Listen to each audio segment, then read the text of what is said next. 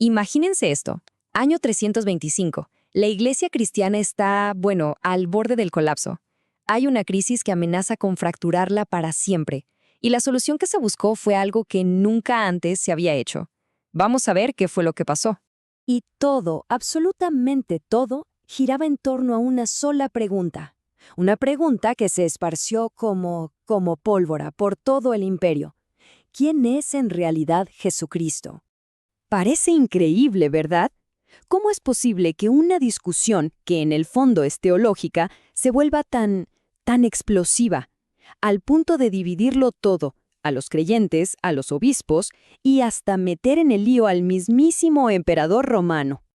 Ok, para entender este embrollo tenemos que ir al principio de todo. El origen de esta crisis no está en un campo de batalla ni en los pasillos de un palacio. No, nació de las ideas, de las enseñanzas de un solo hombre.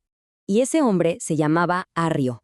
Era un presbítero en la ciudad de Alejandría, un personaje carismático, muy influyente. Y esto es clave.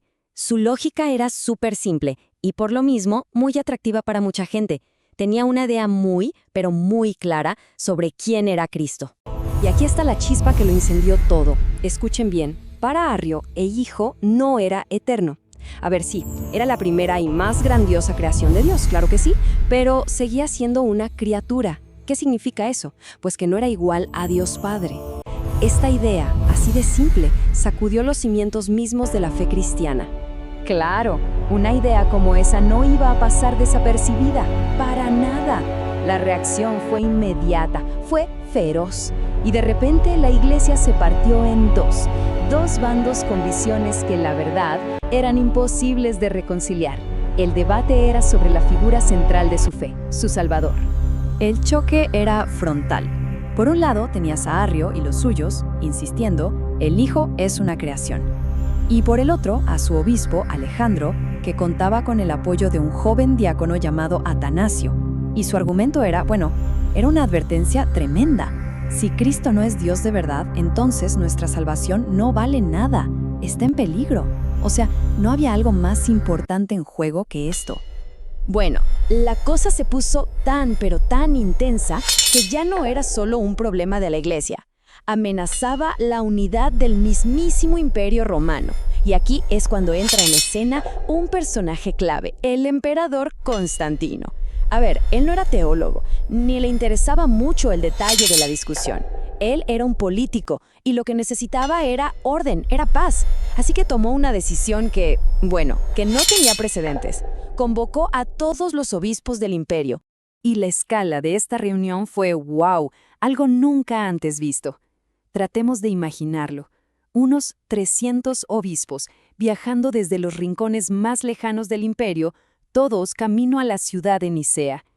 Era la primerísima vez en la historia que la iglesia se juntaba a nivel, digamos, mundial. Esto fue el primer concilio ecuménico.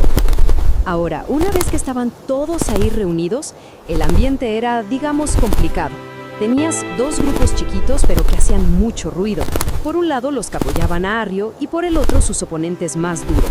Pero en medio de ellos, fíjense, una mayoría enorme, casi un 75% que en realidad lo único que quería era que todo se calmara para poder volver en paz a sus iglesias. Y el momento clave, el punto de quiebre, llegó cuando los arrianos expusieron sus ideas, así, sin filtros. Tal vez pensaron que iban a convencer a esa mayoría moderada, pero el efecto fue justamente el contrario. Se desató una ola de indignación. Para muchos de los obispos, escuchar que Cristo, su Salvador, era una simple criatura, era una blasfemia. Y ahí, en ese momento, cualquier chance de un acuerdo tranquilo se hizo humo. Con ese nivel de indignación en el aire, quedó clarísimo que no servían las soluciones a medias. No, hacía falta una respuesta definitiva.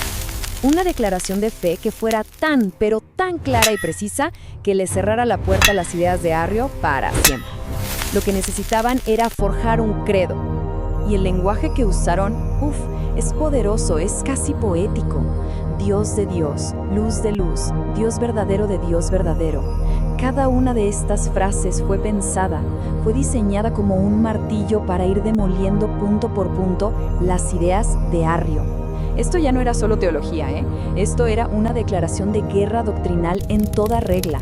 Y al final, todo el debate se concentró en una sola palabra. Una palabra que lo cambió todo: consubstancial. En griego, homoousios. Esta fue, por así decirlo, la bala de plata del concilio. ¿Qué quería decir? Que el Hijo no era parecido al Padre. No, significaba que compartía la mismísima y única sustancia divina. O sea, no fue hecho, fue engendrado. La conclusión era inescapable. El Hijo es tan Dios como el Padre. Así que el veredicto final fue demoledor para Arrio y su gente.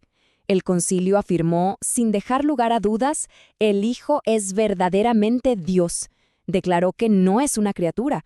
Y además, condenó explícitamente a todo aquel que dijera la famosa frase de Arrio, que hubo un tiempo en que el Hijo no existía. Y con el poder del emperador listo para exiliar a quienes no estuvieran de acuerdo, bueno, se impuso una nueva ortodoxia. Pero ojo, si alguien cree que la historia termina aquí, con un "y vivieron felices para siempre", pues se equivoca, y mucho. La decisión de Nicea no trajo la paz que todos esperaban. De hecho, fue apenas el comienzo de una lucha todavía más larga y, sobre todo, mucho más politizada. La cosa no hizo más que empezar. Líderes arianos que habían sido exiliados, como Eusebio de Nicomedia, usaron toda su influencia política para volver y contraatacar. Y durante las siguientes décadas, la tortilla se dio vuelta. Los que defendían el credo de Nicea ahora eran los perseguidos, los que eran expulsados de sus iglesias. La división era tan profunda que hasta se empezaron a redactar credos nuevos, credos rivales para tratar de deshacer lo que se había decidido en Nicea. La batalla por la ortodoxia, en realidad, recién estaba comenzando. Y quizás, de todo esto, la consecuencia más importante, la que duró más tiempo, fue esta. Por primera vez en la historia, el poder del Estado, el poder del emperador, se usaba para imponer una doctrina religiosa. Y no solo eso, sino para castigar a los que pensaban distinto. Esto sentó un precedente peligrosísimo, que marcaría la relación entre la Iglesia y el poder político por los siguientes, por siglos. Todo esto nos deja con una pregunta que sigue resonando hasta hoy. ¿Fue Nicea el momento en que la política le ganó a la teología? ¿Fue el poder del emperador el que silenció un debate que en el fondo era de fe? ¿O es más bien la prueba de que las preguntas más profundas de la existencia no se pueden resolver simplemente con un decreto, por más poderoso que sea quien lo firme? La historia de Nicea nos enseña algo, y es que el debate sobre la fe, el poder y la verdad está muy, pero muy lejos de terminar.